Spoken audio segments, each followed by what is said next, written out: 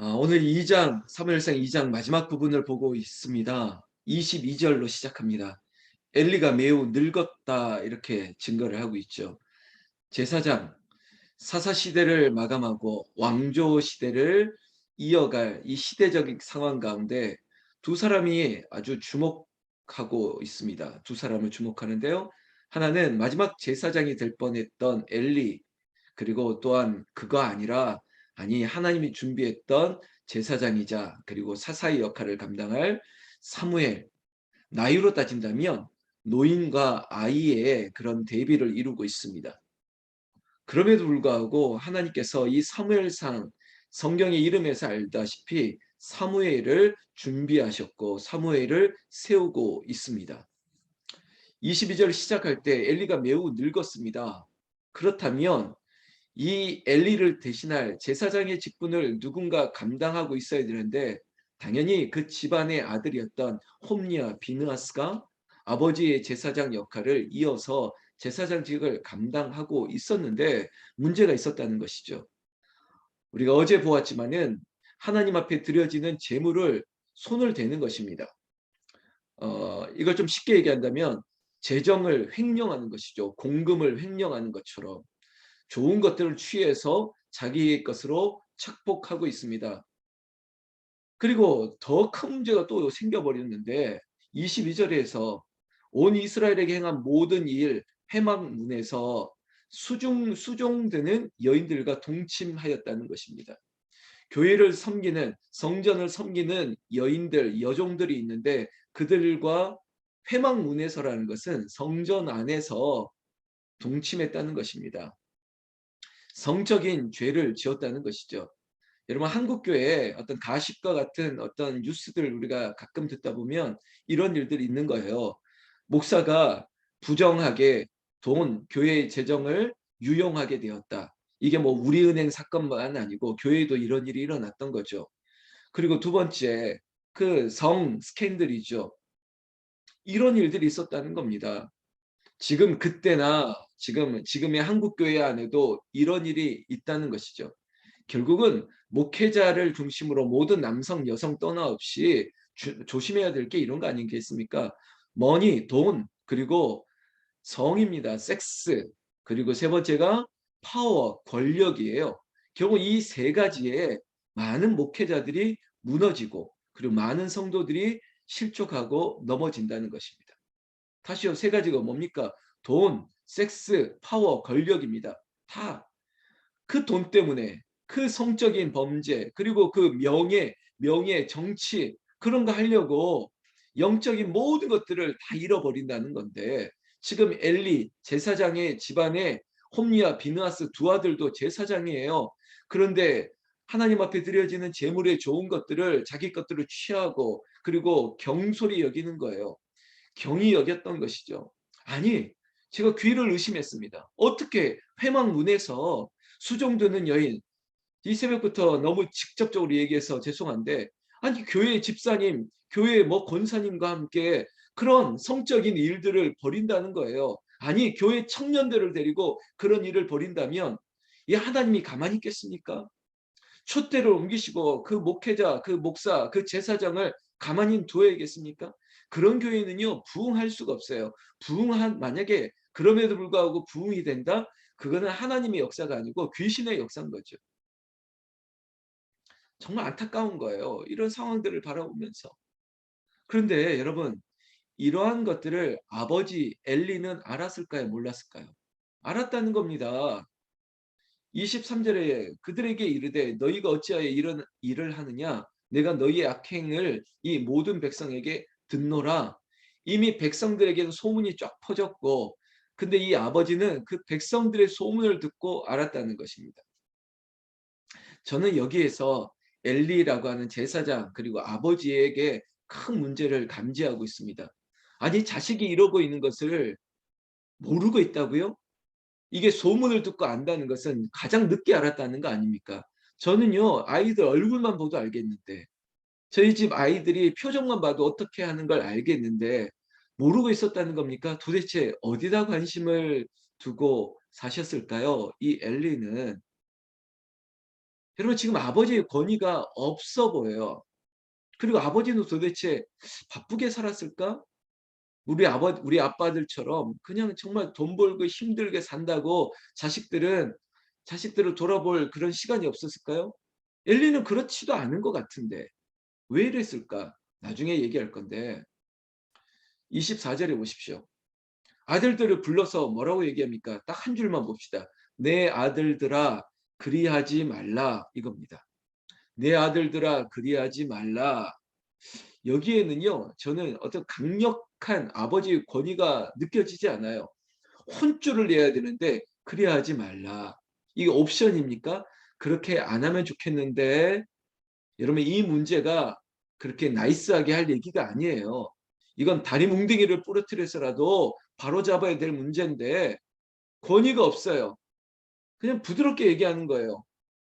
너에게 들리는 소문이 좋지 아니하니라. 너희가 여호와의 백성으로 범죄하게 하는도다. 사람이 사람에게 범죄하면 하나님이 심판하려니와 만일 사람이 여호와께 범죄하면 누가 그를 위하여 간구하겠느냐 하되 이렇게 말합니다. 이거 뻔한 얘기 아닙니까? 죄 지으면 벌 받아.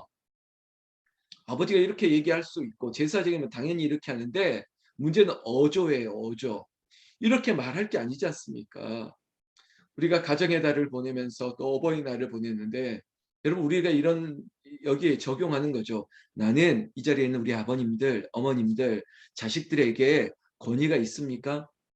자식들에게 그래도 따끔한 말을 할 수 있습니까? 아유, 나는 이제 나이도 들고 내가 가진 것도 없고 애들에게 해준 것도 없으니까 나는 아무 말도 못합니다, 목사님. 아니요. 가진 것으로 있는 것으로 뭐 집을 물려주지 못하고 뭐 돈을 물려주지 그거는 아무것도 아닙니다. 영적 권위를 가지고 있어야 돼요. 내 어머니는 초등학교도 못 나왔지만 국민학교도 못 나왔지만 어머니의 말씀에 벌벌벌 떨어야 돼요. 아버지의 말씀이라면 벌벌벌 떨어야 되지 않겠습니까? 아이 놓친 애가 말이 많어. 쓸데없는 소리 하지 마.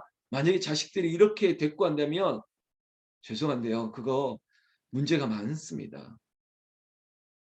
지금이라도 우리가 부모의 권위를 세우는 데 있어서 다른 것으로 하는 게 아니에요. 이번 주일도 말씀하지만 말씀으로 권위를 세워야 되는 거예요. 말씀 앞에 늘 하나님 앞에 엎드리고 기도했던 부모님의 모습을 두려워할 줄 알게 만들어야 돼요. 여러분 이렇게 말했음에도 불구하고 25절 마지막 부분 보십시오. 자기 아버지의 말을 듣지 아니하였대요. 이런 나쁜 놈들이 어디 있습니까? 아버지의 말을 안 듣다니. 아버지가 말하면 들어야죠. 어머니가 말하면 들어야죠. 근데 듣지 아니했다는 겁니다. 그럼 저는 그 뒤에 구절이 더 무서워요. 여호와께서 그들을 죽이기로 뜻하셨음이로라. 여러분 내 부모를 순종하라. 이것은 하나님이 우리에게 주셨던 인간에게 있어서 가장 큰 계명이에요. 10계명 중에 1계명에서 4계명까지는 하나님을 향한 하나님과 인간과의 관계라면 5계명에서 마지막 10번째 계명은 인간 사이의 수평적인 계명이에요. 근데 그 계명의 첫 번째가 뭡니까? 내 부모를 공경하라. 내 낳은 아버지를 귀하게 여겨야죠. 그 아버지 어머니의 말에 순종해야죠. 그런데 지금 홈리와 비나스 집안만 금수저만 되겠습니까? 제사장 집안의 제사장이면 됩니까? 그걸로 되는 거예요? 권력만 있으면 됩니까? 돈만 있으면 되는 겁니까? 그 주위에 많은 여성과 동침하는 이런 성적 스캔들을 보내는 이 자식들 뻔한 뻔짜죠. 그러다 보니 말을 안 듣지 않습니까? 아버지의 말을 듣지 않는다고요. 사랑하는 성도 여러분, 나는 이 아침에 우리의 자녀들이 이 자리에 있는 우리 부모님들의 말에 순종하고 그리고 순종한 대로 명령대로 따라갈 수 있는 그런 자녀도 후손들 되기를 예수님의 이름으로 축원합니다. 축원합니다. 그렇게 될 줄로 믿습니다. 그런데 이제는 대비되는 한 인물을 하나님께서 우리에게 보여주십니다. 26절이죠. 여러분 홈리와 비너스는 이렇게 나락으로 떨어지는데 여러분 반대로 정말 어쩌면 상승하고 있는 사람이 있습니다. 뭐죠? 누구죠? 26절에 아이 사무엘 이 어린아이는 점점 자라면서 여호와와 사람들에게 은총을 더욱 받더라. 이 자리에 있는 여러분들의 손주들이 이렇게 되기를 원합니다. 우리 자녀들이 그렇게 되기를 원합니다. 자라면서 여호와와 사람들에게 은총을 받더라. 여러분 이 두 가지가 같이 가야 돼요. 이거는 세례 요한에게도 예수님에게도 이런 기록이 있는데 키와 몸이 자라면서 사랑스러워 가고 사람들에게 인정을 받고 존중을 받고 존경을 받는 거죠. 여러분 제사장 집안의 엘리 그리고 홈리와 비느하스는 추락하고 이 어릴 때 돌 때 이 정말 어린아이가 세마포 베옷을 입고 에봇을 입고 어릴 때부터 말씀을 듣고 자라났던 사무엘은 말 그대로 점점점 자라면서 하나님 앞에 사람들 앞에 은총을 받게 되었다는 것입니다. 이러면 끝이에요. 끝. 여러분 하나님은요. 나를 사랑하는 자를 사랑하십니다. 그게 이기적인 사랑이 아니에요. 하나님은 우리를 사랑하시죠. 그러나 여러분 우리의 마음에도 그렇다시피 나를 존중하는 자를 존중히 여길 수밖에 없습니다. 오늘 27절부터 여러분 이 상황 가운데 하나님이 벌을 내리십니다. 뭐냐? 27절에 하나님의 사람이라고 등장합니다. 천사가 와서 주의 성령이 와서 엘리에게 말합니다. 엘리에게 말할 때 27절, 28절까지 쭉 읽어보면 한마디로 너희 집안에 단명할 거다. 노인이 없을 거래요. 이게 좋은 말이 아니죠. 나이가 들기 전에 죽을 것이라는 겁니다. 집안이 이제는 멸절될 위기가 처해졌습니다. 그리고 너희 두 아들 홈리와 비느하스가 한날에 죽을 것이다. 이런 큰 충격이 어떻겠습니까? 30절 보세요. 30절 중반에 보면 나를 존중히 여기는 자를 내가 존중히 여기고 나를 멸시하는 자를 내가 경멸하리라. 아멘. 여러분 이건 인간관계에 있어서도 황금률에 해당되는 거 있습니다. 나에게 잘하는 사람을 다른 사람에게 잘하는 게 당연하죠. 이게 사회적인 규범과도 같은데 하나님은 이걸 뛰어넘는다는 거예요. 하나님은 무게를 달아보시는 하나님이에요. 그리고 하나님은 우리에게 정말 한없는 끝없는 헤세드 한결같은 사랑을 주시는데 우리가 그만큼 아버지의 사랑만큼 우리가 갚을 수 없죠. 그래도 마음은 있어야죠. 근데 하나님이 그 중심을 달아보신다는 거예요.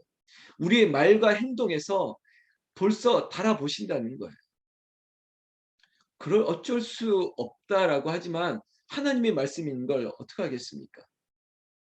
여러분 우리는 여기에서 적용하는 거예요. 내가 하나님을 귀하게 여기는지 하나님을 존중히 여기는지. 정말 우리 많은 신앙의 선배들 아버지 어머니들 보십시오. 우리는 그게 아유 뭐 그게 무슨 소용이야. 이런 게 있지 않습니까? 새벽에 일찍이 나가서 나갈 때도 깨끗한 옷을 입고 나가고 그리고 밭에서 논에서 가장 좋은 것을 취해서 교회 앞에다 두고 가고 이랬던 아이 그거 뭐 옛날 스타일이지? 아니요. 전 그게 존중이 여겼던 거.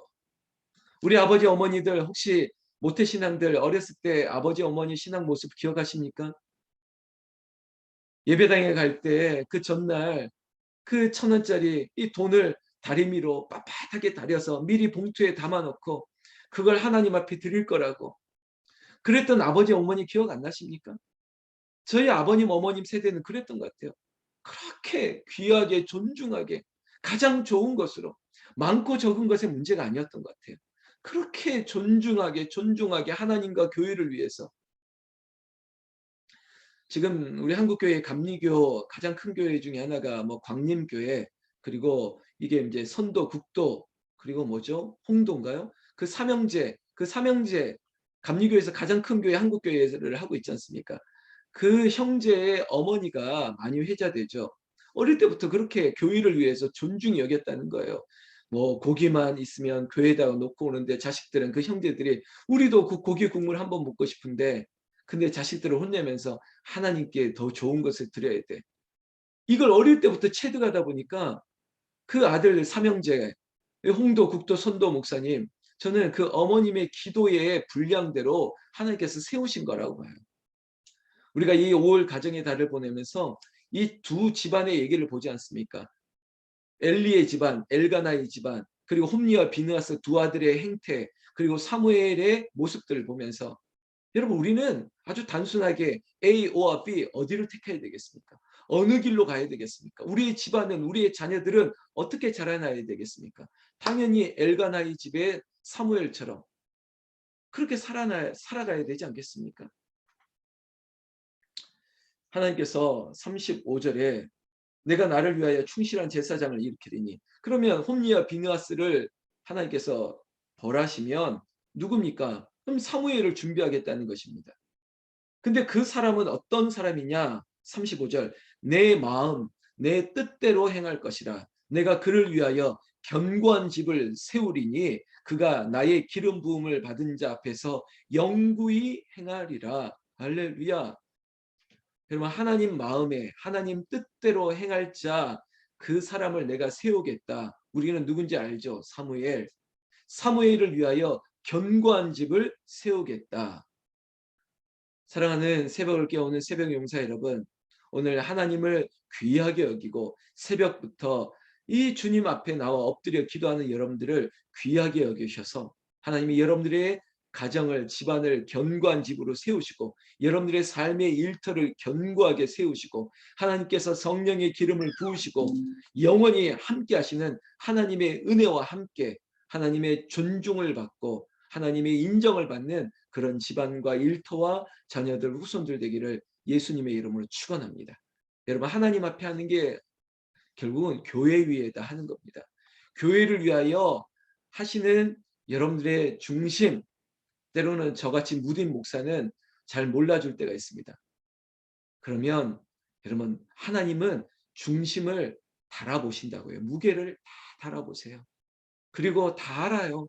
네가 보이지 않는 곳에서 이렇게 했다는 것, 네가 그저 보는 사람 없어도 그렇게 했다는 것, 그렇게 귀하게 아름답게 존중하게 우리 아버님 어머님처럼 그 신앙의 자세를 가지고 하나님 앞에 설 때 나를, 우리 집안을, 저는 정말 사물과 같은 아들을, 우리의 딸들을 하나님께 세우시기를, 이 자리에 있는 우리 할아버지 할머니들, 우리 부모님들 그런 복을 받기를 나는 예수님의 이름으로 축복합니다. 축복합니다.